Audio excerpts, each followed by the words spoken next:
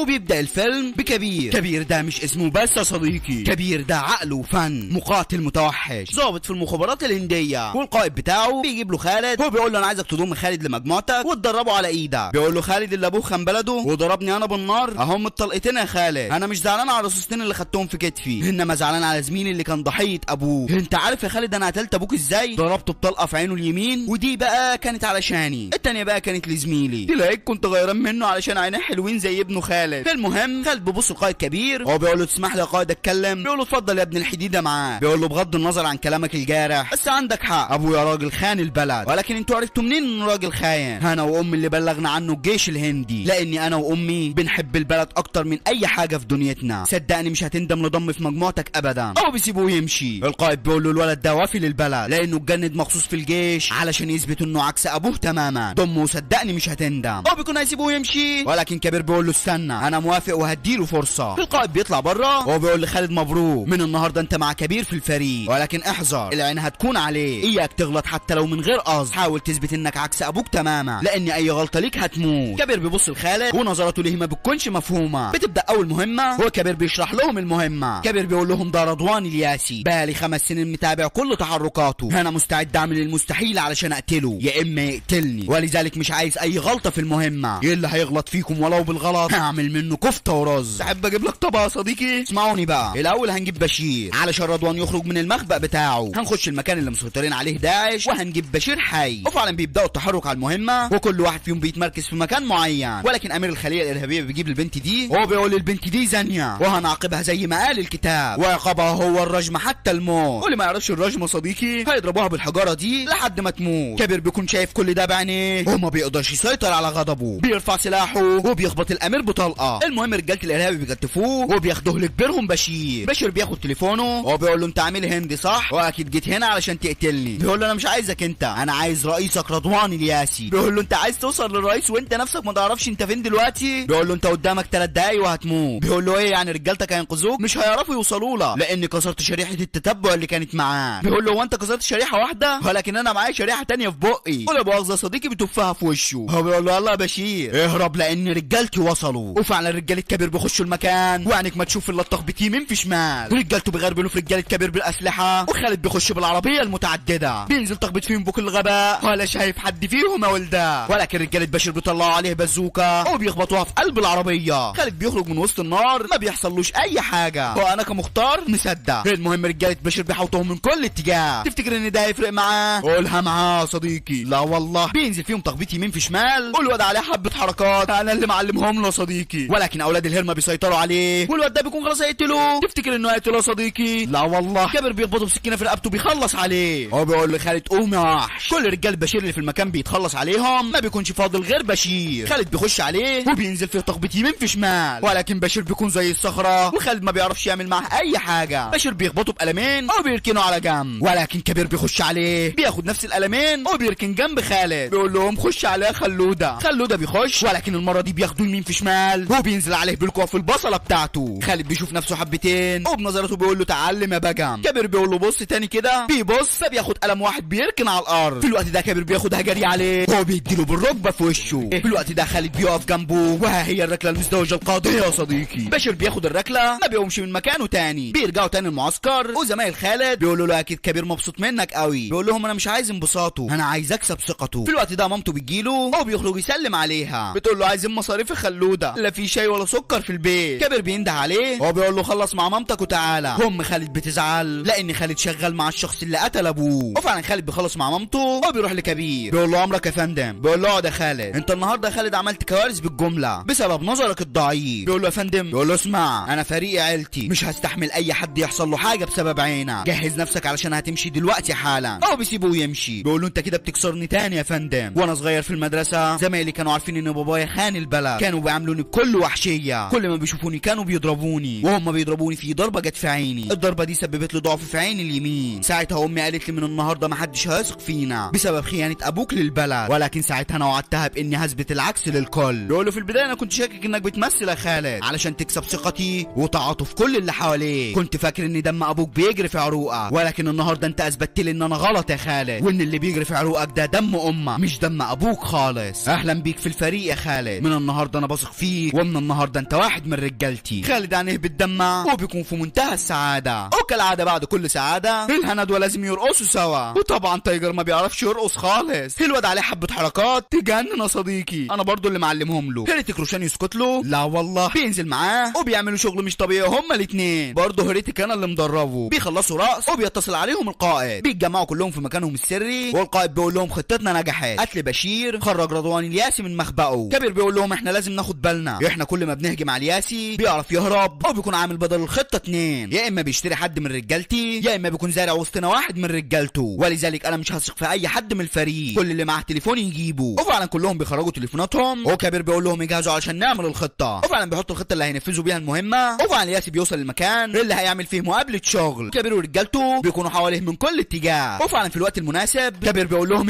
بيهجموا على رجالته وبيخلصوا عليهم بالكامل. خالد بيثبت رضوان بسلاحه، الياسي بيقول لهم انتوا تاني مش هتبطلوا محاولات انكم تقبضوا عليا، كل مره بتحاولوا تقبضوا عليا وبرضه بعرف اهرب، انا نفسي اعرف ليه بتتعبوا انفسكم. كبير بيقول له المره دي ما فيهاش هروب يا ياسي، المره دي فيها كلبوش. بيقول له مش تشوف رجالتك الاول؟ جايز واحد فيهم يرفض. كبير بيبص على رجالته علشان يعرف مين فيهم الخاين، بيبص على خالد ولكن خالد ما بيطلعش الخاين، اللي بيكون الخاين سراب، وده واحد من اقوى رجاله كبير. سراب بيخلص على زمايله بالكامل وبيكون خلاص يضرب كبير. تفتكر انه هيضربه يا صديقي؟ لا والله، خالد بيجري عليه وبروح في دقيقه بياخد الطلقه بداله، وطبعا ما بتحصلوش اي حاجه لان خالد من كوكب يسمى كوكب الهند. كدب بالراحه عم خالد. المهم سراب بيهرب وبياخدها جري من المكان، خالد بياخدها جري وراه ولكن كبير بيقول له ارجع، اهم حاجه دلوقتي نقبض على الياسي. خالد ما بيسمعلوش وبيكمل جري ورا سراب. كبير بيكون لوحده في المكان وبيخلص على رجاله الياسي بالكامل، وبيكون خلاص رايح يقبض عليه، ولكن في رجاله تانيين بيجوا للياسي وبيخبطوه بطلقه في قفاه. الياسي بيهرب معاهم وكبير بيفقد الوعي، برغم ان الطلقه كانت في قفاه ولكن الطلقه ما موتتهوش، مش علشان هندي وبس يا صديقي، علشان ده بطل الفيلم. المهم بيفوق في المستشفى وبيلاقي القائد قدامه، اول كلمه بيقولها قبضنا على الياسي ولا لا؟ القائد بيقول له للاسف هرب مننا كالعاده، الكلام ده كان من اسبوع فات، وكمان خالد ما نعرفش عنه اي حاجه. فضل يجري ورا سراب لمده 20 دقيقه. ليه يا دولي؟ كان في ماتش كوره؟ المهم فضل يجري وراه لحد ما الارسال قطع، ومن ساعتها ما نعرفش عنه اي حاجه. بيقول لهم خالد اكيد عايش لان سراب ما يعرفش يعمل معاه اي حاجه، دوروا عليه كويس واكيد هتلاقوه. وفعلا بيدوروا عليه وبيلاقوه مرمي على الشط ولسه فيه الروح، بياخدوه على المستشفى وكبير بيروح له هناك، بيقول له ما تقلقش يا قائد انا قتلت الخاين اللي اسمه سراب. بيقول له عاش عليك يا خالد، هو بيسيبه ويمشي. هو بيكون في طريقه لخيانه الوطن يا صديقي، بيقتل واحد من اهم الضباط في المخابرات الهنديه. خالد بيكون في مهمه وبينزل تخبيط في الرجاله حواليه من كل اتجاه، بياخدهم يمين في شمال ولا حد فيهم فارق معاه، بيخلص على كل اللي في المكان بالكامل. واخر واحد فيهم بياخدوا اكسفرنكس في البسين. واحد يقول لي ايه الانتفرنكس ده يا ميخا؟ والله ما اعرف يا صديقي. المهم بيغطس الراجل في الميه والقائد بيتصل بيه وبيعمل اجتماع طوارئ، بيقول لهم انا جمعتكم علشان نقبض على كبير. كبير زور 7 جوازات سفر ولكن ما استخدمش ولا واحد منهم علشان يجي بيها على الهند، احنا لازم ندور عليه في كل مكان في العالم ونقتله. خالد بيقول له ليه واحد دربنا كلنا ومحقق انجازات كتير للبلد ويجي في الوقت ده يخون بلده؟ بيقول له هنعرف كل حاجه، صاني انت اللي هتمسك قضيه كبير. بيقول له ليه صاني؟ انا الوحيد اللي يعرف كبير كويس وعارف هو بيفكر ازاي. بيقول له بس انت بتحب كبير. بيقول له فعلا بحب كبير ولكن مش اكتر من بلدي. بيقول له لو جات لك الفرصه وعينك جت في عينين كبير هتقدر تقتله؟ بيقول له هقتله لان زي ما قلت لك مش بحبه اكتر ما بحب بلدي. بيقول الكلام ده وهو في منتهى الحزن، وفعلا بيبدا المهمه وبيفضل يدور على كبير. مره واحده بيجي له تليفون بيكون هو كبير، بيقول له ازيك يا خالد. خالد بسرعه بينقل المكالمه على جهاز تتبع. كبير بيعرف، هو بيقول له حطيتني على جهاز تتبع؟ عيب يا خالد، انا اقدر الف العالم في ثانيه، احسن لك ابعد عني، همرمطك ورايا يا ابني. بيقول له يا فندم انت ليه عملت كده؟ ليه خنت البلد وقتلت نايدو؟ بيقول له لسه يا خالد، لسه هقتل كتير زي نايدو. بيقول له مش هتعرف يا فندم لاني انا هقف في وشك. طب وايه لازمتها يا فندم؟ ما يا ابني بالسماعه في وشه. المهم بيقول له مش هتقدر يا فندم لانك هتلاقيني في وشك قبل ما تقتل اي حد تاني. بيقول له افتكر اللي علمته لك، واول ما تشوفني وجها لوجه طلع سلاحك واقتلني يا خالد لان انا مش هوقف عند نايدو، انتظر جثه الضابط التاني يا خالد. بيقفل معاه. تاني يوم بيهجم على طياره تبع الجيش الهندي بيخش الطياره بكل ذكاء، بينزل تحت للجنود وبينزل تخبيط فيهم بكل غباء، بيخلص عليهم بالكامل، بيمسك الضابط شروف وبينزل فيه تخبيط يمين في شمال، بيقول له سلم على اللي قبلك هناك، وبيرميه من فوق الطياره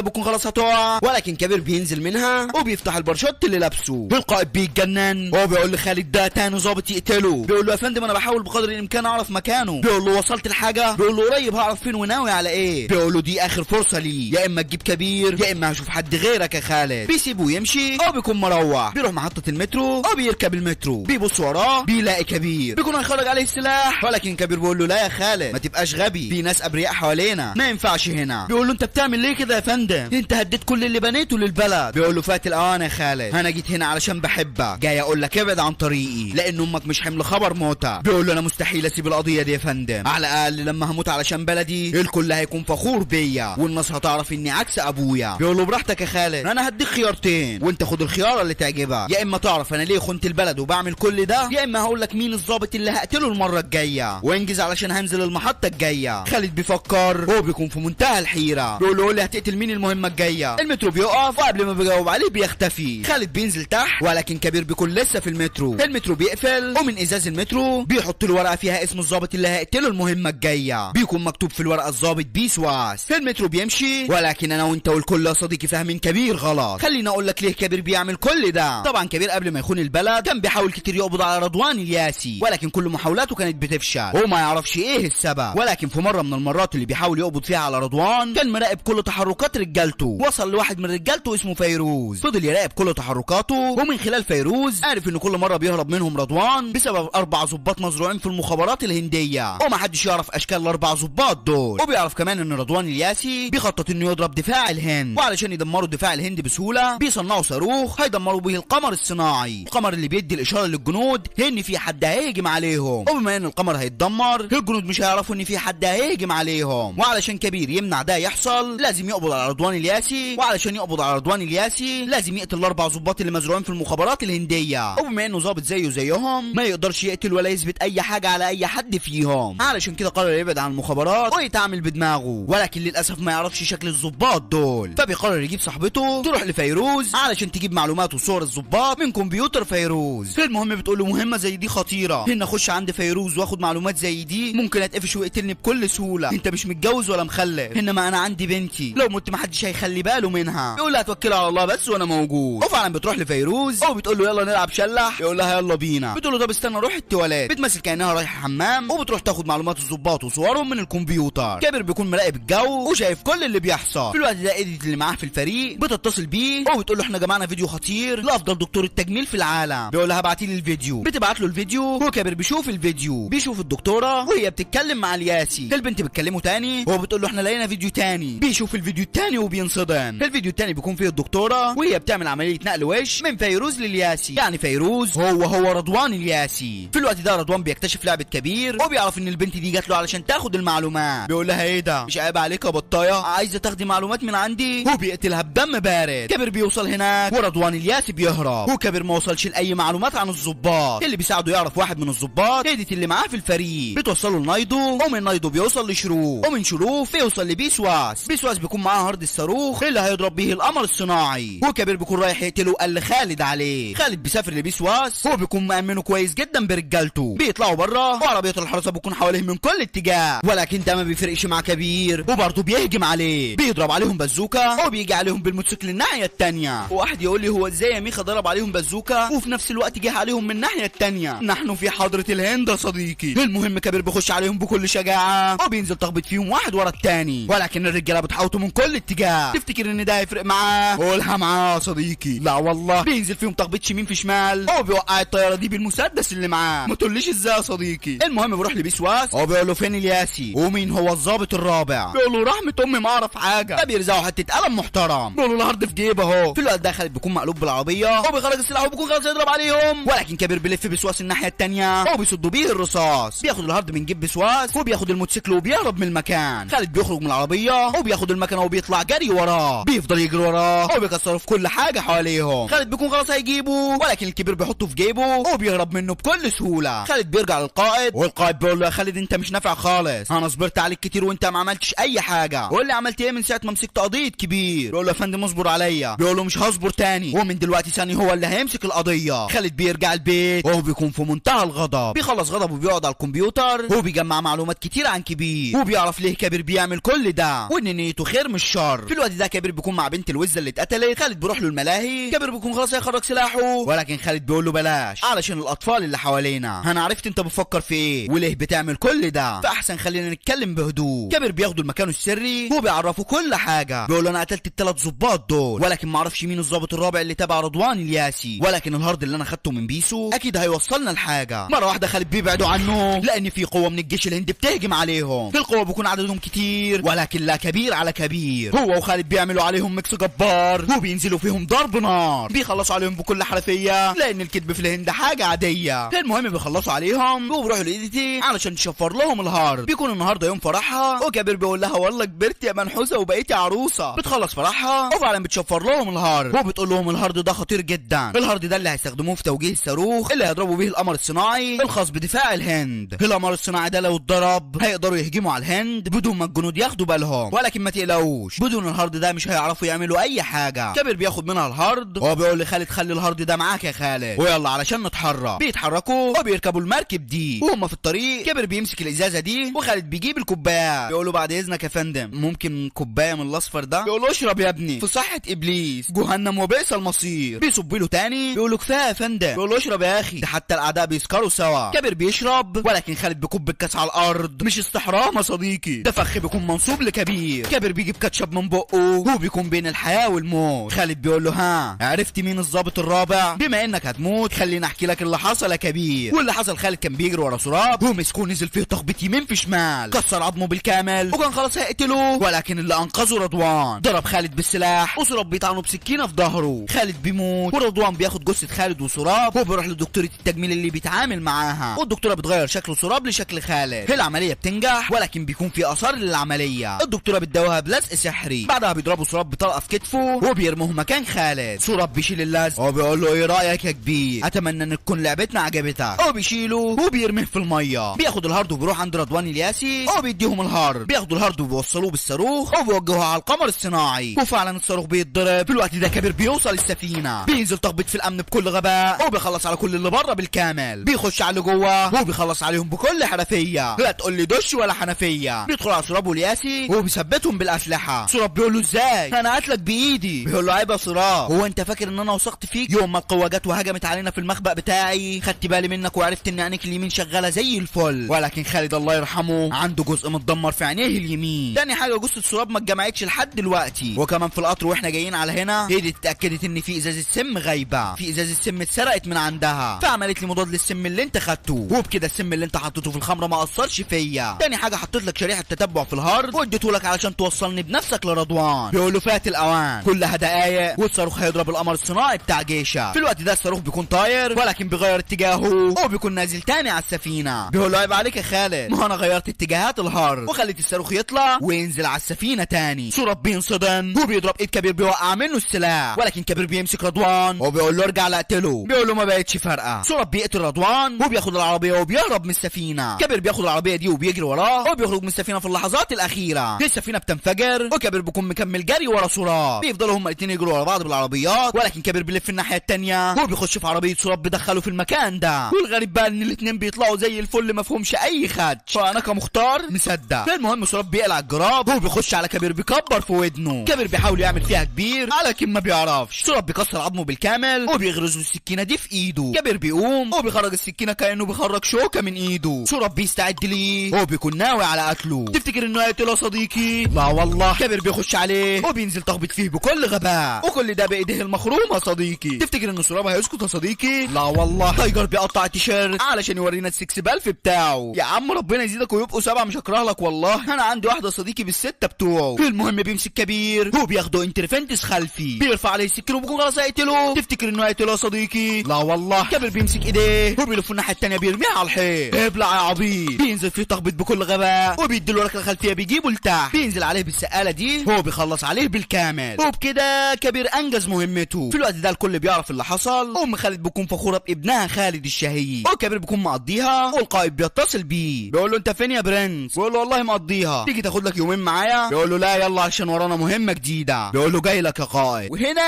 بينتهي الفيلم. عارف يا صديقي ان الفيلم معاد. فعلا الفيلم كان موجود في القناه ولكن للاسف اتحظر فاضطريت انزله تاني لان في ناس كتير طالباه.